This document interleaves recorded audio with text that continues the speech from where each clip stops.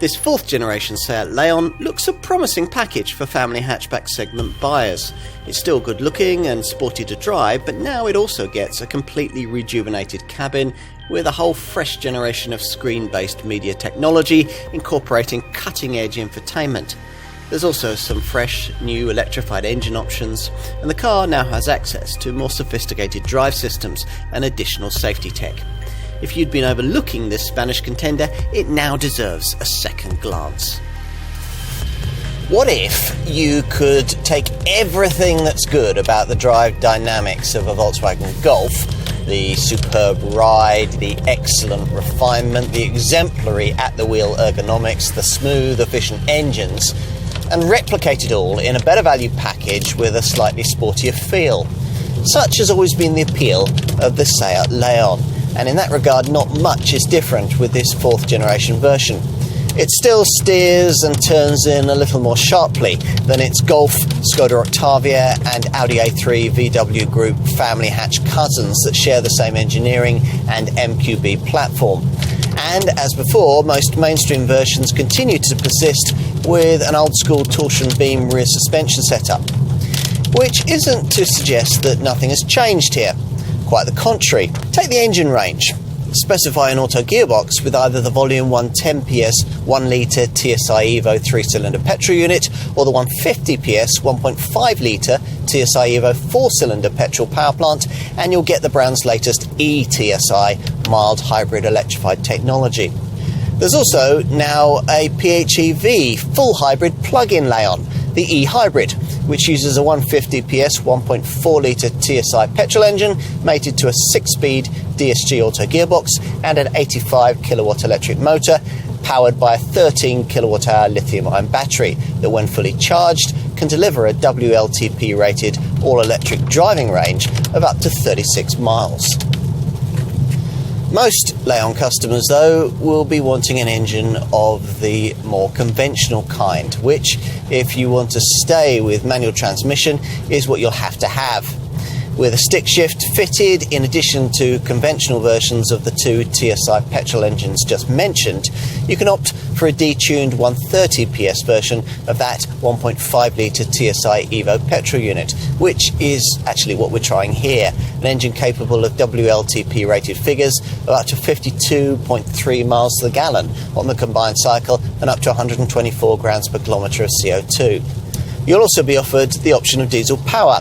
There are two versions of the latest, cleaner, more efficient VW Group 2-litre TDI twin dosing unit, offering either 115 or 150 PS. At the top of the range lies the Cupra Leon hot hatch variant, which can be had with either an uprated 245 PS version of that 1.4 litre plug-in hybrid powertrain we just mentioned, or with a conventional 2 litre TSI petrol unit developing either 245 PS in front-driven conventional hatch form or 310 PS in four-wheel drive estate guise. Seat set out to deliver a bolder, more purposeful look for this fourth generation Leon, yet a shape clearly evolved through recognisable brand DNA.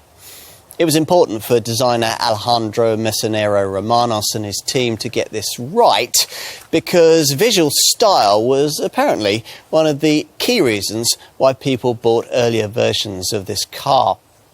As before, there's a body style choice between either this 5-door hatch or an alternative estate. The brand's bolder intentions are certainly very evident here at the front, with set-back angular LED headlamps reminiscent of a Star Wars stormtrooper. From the side, those familiar with the previous generation car might notice this one's 86mm gain in length in this hatch form. It's 93mm longer in estate guise. The rear is marked out by this Porsche-style coast-to-coast full-width array of rear LED tail lights, which artfully disguise this Mark IV model's 16mm reduction in width. How much of this kind of progressive, characterful approach will be evident in the cabin?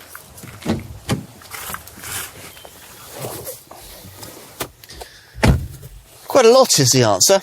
it's certainly a lot more sophisticated inside than before. This car, like its VW Group cousins, having gained a major dose of advanced screen technology, here housed in more angular, chiselled fascia design. The seats are now more supportive, everything falls easily to hand, and there's also a bit more of a premium feel this time round. The way the window ledges and the leading edge of the dash together form an unbroken crescent is almost Jaguar-like. Beyond entry-level trim, you'll be served up the electrical fest, that is, the Seat Digital Cockpit, a fancy way of describing that the central screen is of the big 10-inch kind and that instrument binnacle dials have been replaced by a 10.25-inch screen. Assuming you avoid entry-level SE trim, you'll be served up the electrical fest, that is, the Seat Digital Cockpit, a fancy way of describing that this central display is of the big 10-inch kind and that instrument binnacle dials have been replaced by a 10.25-inch screen. This centre-stack Navi system monitor has the brand's full-length smartphone mirroring, plus there's a built-in eSIM that enables you to create a Wi-Fi hotspot and enjoy online connectivity, which allows you to access online radio and benefit from over-the-air system updates. Plus, the standard 3D sat-nav system can be embellished with live traffic information. Unfortunately, it must also cope with all the climate functions too, controls that we think would be better separated out with physical controls. The 10.25-inch configurable driver instrument cluster, meanwhile, offers a fully customisable display with a choice of different layouts and full-screen mapping if you want it. Let's take a seat in the back, which by and large is what you get. An extra 49mm of rear seat legroom, meaning that a pair of 6-foot adults could be accommodated here in reasonable comfort, providing front seat occupants don't slide their seats fully back.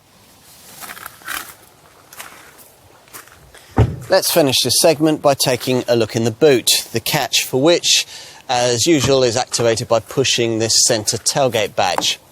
Your Seat salesperson may well be keen to reference the fact that the 380-litre space provided here, exactly as before and the same as a Golf, is around 40 litres more than you'd get in a rival Ford Focus. Pushing forward the conventional 60-40 split rear bench frees up 1,210 litres across a load area that's virtually flat with the seats folded. This Leon has long been a strong but often overlooked contender in the family hatchback segment, and it's been usefully improved in this fourth generation guise. Overall, on a pure value versus quality basis, this Leon has long been the pick of the Volkswagen Group offerings in this sector, and that also makes it one of the key segment benchmarks outside the Wolfsburg family of brands, which in turn makes it a very good car indeed.